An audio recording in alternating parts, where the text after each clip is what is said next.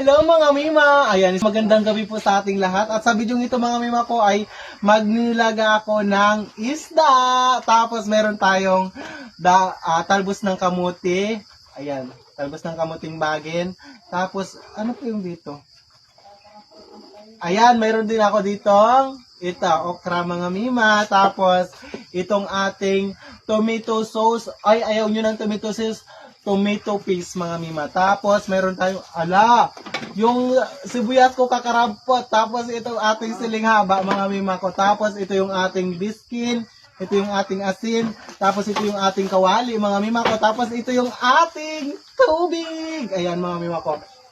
At mga Mima ko, pagpasensya nyo na kung medyo malabo or madilim yung video ko ngayon kasi gabing-gabing na. Tapos, hindi ko alam kung brown out ba o hindi, pero mahina yung ilaw ng aming electricity.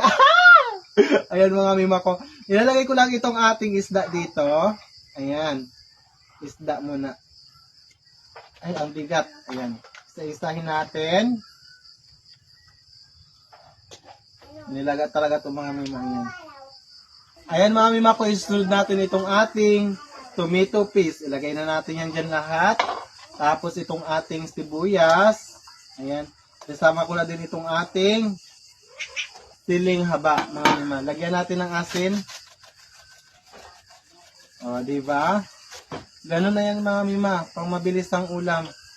Dahil malalim na yung gabi. Diyan ka na lang muna. Tapos, itong ating biskin. Lagyan na natin ng tubig. Tubig muna mga Mima, ihuli natin itong ating gulay. Ayan, tubig.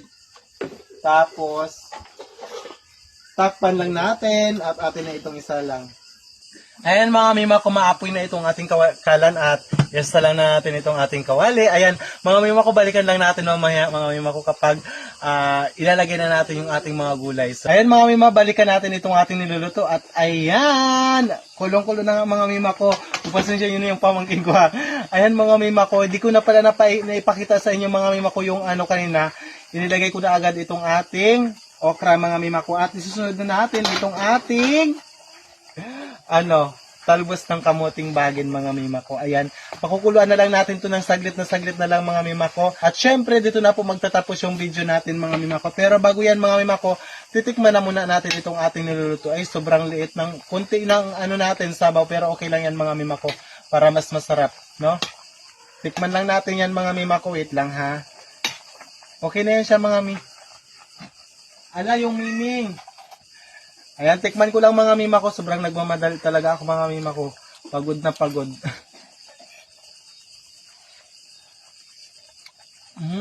Ang sarap talaga mga Mimi, promise. Sobrang sarap mga Mimi.